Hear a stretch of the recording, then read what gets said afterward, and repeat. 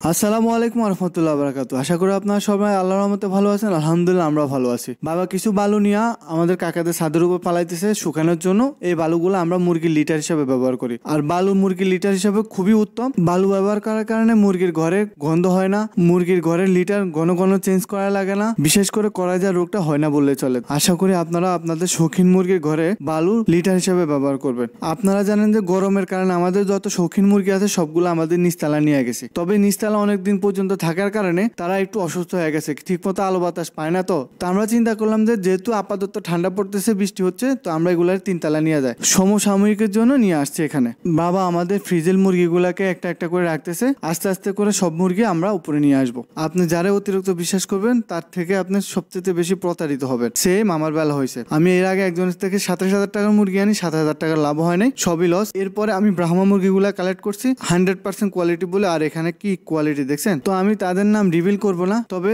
যে আমার ঠকা তার ঠকানোর জন্য উপরে একজন বসে রয়েছে। আমাদের ছাদের উপর একটা ধুন্দুল গাছ ছিল, ধুন্দুল বাতি হয়েছে, আর বাবা বীজের জন্য রাখি দিছে। বীজগুলা কাকা ছাদের উপর শুকানোর জন্য দিছে, কিন্তু কখন বীজটা আসছে বাবা ভুলে গেছে, বীজগুলাও চলে গেছে ওই পাইপের মুখের মধ্যে। এখানে একটা সারাও গজায় গেছে, দেখছেন, কইতে পারবো না। এখন বাবা দেখছে তো এগুলা প্লেটের মধ্যে উঠায় রাখি দিতেছে, না হলে বীজগুলো আবার নষ্ট হয়ে যাবো। তো বাবা কিছু বীজ নিয়ে আমাদের এখানে একটা আঙ্গুর গাছ আছে ওই ড্রামের মধ্যে বসাই দিছে। এই আঙ্গুর গাছটা আমার কাকা লাগাই গেছিল, আঙ্গুর গাছের এই শাখাগুলা বাবা ঠিক করে দিতেছে। গাছটা যদি বড় হয়ে যায় আমরা এখানে একটা জাহা ব্যবহার করব, যাতে সুন্দর মতো আঙ্গুর ধরতে পারে। আঙ্গুর ধরলে অবশ্যই আপনাদেরকে দেখাবো, আর আঙ্গুরের ভিডিও দেখতে হলে অবশ্যই আমার চ্যানেলের সাথে থাকতে হবে। বাবা একটা বলের মধ্যে পানি নিয়ে আমাদের চীন হাঁসগুলারে গোসল করানোর জন্য নিয়ে আসছে। জন্মের পর একবারও গোসল করানো, এই প্রথম গোসল করতেছে। আপনাদেরকে এর আগে বলছি হাঁসের শত্রু একমাত্র পানি। তো এখন 20 থেকে 25 দিন বয়স হচ্ছে, সমস্যা হইব না। তো বাবা আস্তে আস্তে গোসল করাতেছে। আজকে আমি আপনাদেরকে হাঁসের ভ্যাকসিন নিয়ে একটা ধারণা দেওয়ার চেষ্টা করব। হাঁসের ভ্যাকসিন হচ্ছে দুইটা, ডাক প্লেগ, ডাক কলেরা। তো ডাক প্লেগটা মোস্ট ইম্পর্টেন্ট। 21 থেকে 25 দিন বয়সে প্রথম ডোজ কমপ্লিট করতে হবে। প্রথম ডোজের 15 দিন পরে